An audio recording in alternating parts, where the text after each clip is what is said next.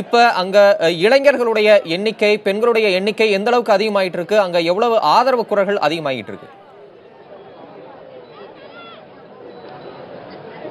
தம்பி தமிழரசன், தமிழகம் முழுவதும் நடைபெறக்கூடிய இந்த ஜல்லிக்கட்டு போராட்டத்தின் மையமாக அலங்காநல்லூர் எப்படி மாறி இருக்கிறதோ அப்படி இந்த போராட்டத்தின் மையமாகத்தான் இந்த பகுதி நீங்க பார்க்கலாம். அதாவது இந்த கிராம இளைஞர்கள் ஓடு இணைந்து வெளி மாவட்டங்கள் தமிழகம் முழுவதும் இருந்து பல்வேறு மாவட்டத்தில் வந்திருக்கக்கூடிய இளைஞர்கள் அமைந்திருக்கிறார்கள். இன்னும் சொல்ல போனால் கிட்டத்தட்ட ஒரு 2 கிலோமீட்டர் நீளத்திற்குரிய இந்த சாலையின் ஒட்டுமொத்தத்தை தங்கள் கட்டுப்பாட்டில் எடுத்துக்கூடிய கிராம மக்களுடைய மைய பகுதி இந்த பகுதி தான். இங்கு இருக்கக்கூடிய இளைஞர்கள் தான் இந்த போராட்டத்தின் மிக முக்கியமான ஒரு பங்கை வகித்து வருகிறார்கள். அவர்களுக்கு பின்பு இந்த கிராமத்தைச் சேர்ந்த பெண்கள், இளைஞர்கள் உள்ளிட்ட பலரும் இருக்கிறார்கள். கல்லூரி மாணவிகள் இருக்கிறார்கள், பள்ளி செல்லக்கூடிய சிறுமிகள் இருக்கிறார்கள், இல்லத்தரசிகள் இருக்கிறார்கள், வேலைக்கு செல்லக்கூடிய பெண்கள் என பல தரப்பினரும் இந்த பகுதியில் இருக்கிறார்கள். இங்கு பல இளைஞர்கள் கூடியிருக்கக்கூடிய காட்சிகளை நாம் பார்த்து வருகிறோம். இந்த இளைஞர்கள் தான் இந்த ஒட்டுமொத்த போராட்டத்தினுடைய மையமாக இருந்து வருகிறார்கள். இவர்களுக்கு ஆதரவாகத்தான், அதாவது இவர்கள் மீதான சட்ட நடவடிக்கைகளுக்கு ஆதரவாகத்தான் கிராம மக்கள் களத்தில் இறங்கியிருந்தார்கள். அப்படி ஒரு நிலையில் தான் இந்த போராட்டம் தற்போது ஒரு முக்கிய கட்டத்தை எட்டியிருக்கிறது என்று நாம் பார்க்க வேண்டும். இந்த சூழ்நிலையில் தான் பல்வேறு மாவட்டங்களைச் சேர்ந்தவர்கள், அதாவது ஜல்லிக்கட்டுக்கு நேரடி தொடர்பு இருக்கிறதா இல்லையா, பல இளைஞர்கள் முதல் முறையாக இப்போதுதான் அலங்காநல்லூருக்கே வந்திருப்பதாக எல்லாம் சொல்கிறார்கள். ஆனால் அந்த காரணம் என்பது ஜல்லிக்கட்டு நடத்தப்பட்டே ஆக வேண்டும் என்கிற ஒரே ஒற்றை காரணமாக மட்டும்தான் இருக்கிறது. இப்படி பல இளைஞர்கள் இங்க இருக்கிறார்கள், சிலரும் நாம் பேசலாம். நீங்க எந்த பகுதியிலிருந்து வந்திருக்கிறீங்க? நீங்க எவ்வளவு நாளா இங்க இருக்கீங்க? நான் மதுரை தான்.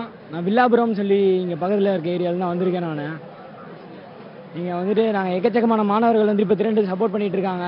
நினைச்சு கூட பார்க்க முடியாத அளவுக்கு இப்போ இந்த ஒரு பெரிய சப்போர்ட் வந்து எங்களுக்காக வந்துட்டு இருக்கு. கண்டிப்பா இதை வந்துட்டு நாங்கள் மேற்கொண்டு பண்ணிட்டே இருப்போம். கண்டிப்பா ஜல்லிக்கட்டுக்கு அவசர சட்டம் கொண்டு வர்றது வரைக்கும் இந்த போராட்டம் தொடரும். வேற இந்த பகுதியில வெளி மாவட்டங்கள் வந்த இளைஞர்கள் யாரெல்லாம் இருக்கீங்க? எந்தெந்த பகுதியில வந்திருக்கீங்க? எந்த பகுதியில நீங்க வந்திருக்கீங்க? திருப்பூர் மாவட்டத்துல இருந்து வந்திருக்கோம். என்ன பண்ணிட்டு இருக்கீங்க நீங்க? நாங்க வந்து செகண்ட்ஸ் ஃபேப்ரிக் குடோன் வச்சிருக்கோங்க சார். சரி. எவ்வளவு நாளா இந்த இடத்துல இருக்கீங்க? நாங்க நேத்து இருந்தா இங்க இருக்கோம். இன்னும் எங்க ஏரியா பசங்க எல்லாத்துக்கிட்டையுமே வந்து சொல்லியிருக்கோம். திருப்பூர்ல கலெக்டர் ஆபீஸ் முன்னாடி இப்போ மறுபடியும் வந்து பசங்க எல்லாம் வந்து போராட்டம் பண்ணிட்டு இருக்காங்க. இதுக்கு என்ன ஒரு முடிவுன்னு தெரியற வரைக்கும் இந்த போராட்டம் வந்து கலையாது.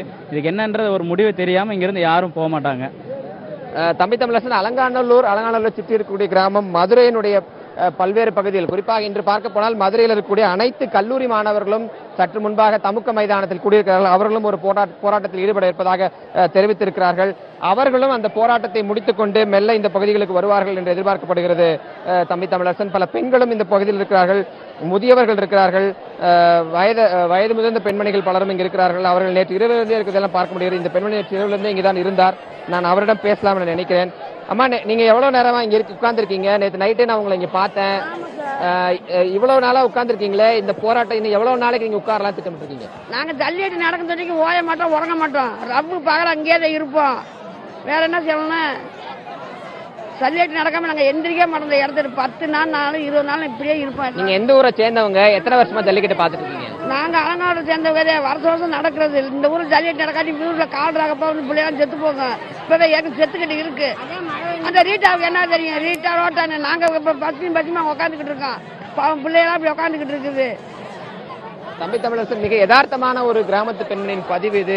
ஜல்லிக்கட்டு நடைபெற்றால் தான் ஊரில் மழை பெய்யும், ஊர் செழிக்கும் என்கிற ஐதீகத்தின் அடிப்படையிலும் பலரும் இங்கு பேசுவதை பார்க்க முடிகிறது. தம்பி தமிழரசன், தியாகச்செம்மல், களத்துல பல்வேறு மாவட்டங்கள்ல இருந்து போராட்டத்தில் ஈடுபட்டிருக்க மக்கள் அங்க கூஞ்சிருக்கிறாங்க. அவங்களோட உணர்வுகளை பதிவு செஞ்சீங்க. தற்போது போராட்டம் வாயிலாக மட்டுமல்லாமல் அலங்காநல்லூர் பகுதி மக்கள் வேறு வடிவில் தங்களுடைய எதிர்ப்பையும் கோரிக்கையும் வெளிப்படுத்துறாங்களா? அவங்களுடைய உணர்வுகள் எந்த விதங்கள்ல வெளிப்பட்டு வருது?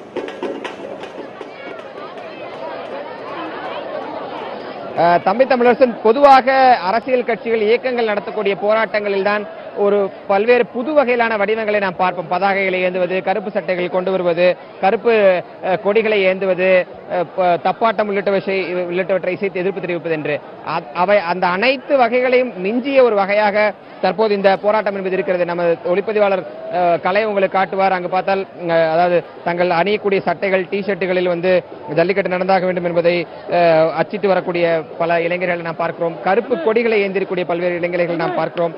ஒட்டுமொத்த கருப்பு பதாகைகளை ஏந்திரக்கூடிய இளைஞர்களையும் நாம் இந்த பகுதியில் பார்க்கிறோம். ஒற்றை கோரிக்கையை நோக்கித்தான் இந்த ஒட்டுமொத்த மக்கள் திரளும் அமர்ந்திருக்கிறது என்பதுதான் களத்தில் நாம் ஒவ்வொரு நொடியும் நாம் பார்க்கக்கூடிய ஒரு தகவலாகவும் பதிவாகவும் இருக்கிறது. தம்பி தமிழரசன், இவர்களுக்கு கோரிக்கைகள், அதாவது வல்லுநர் சார் விஷயங்கள் போன்றவற்றை பேசுவதெல்லாம் தாண்டி மிக யதார்த்தமான கோரிக்கையாக அவர்கள் முன்வைக்கிறார்கள். இதோ அந்த ஒரு சட்டையில் எழுதியிருக்கிற அந்த நேரடி காட்சியை கூட இவர் நமது ஒளிப்பதிவாளர் காட்டுவார். வாடிவாசல் திறக்கும் வரை வீடு வாசல் மிதிக்க மாட்டோம் என்று ஒரு மிக அழகான ஒரு தமிழ் சொற்றொடரை எழுதியிருக்கிறார்கள். இப்படி பல்வேறு வகையில் அவர்களுக்கு கிடைக்கக்கூடிய வாய்ப்பு இருக்கக்கூடிய வகையில் அனைத்திலும் அவர்கள் இந்த போராட்டத்தை நடத்தி வருகிறார்கள். தம்பி தமிழரசன்.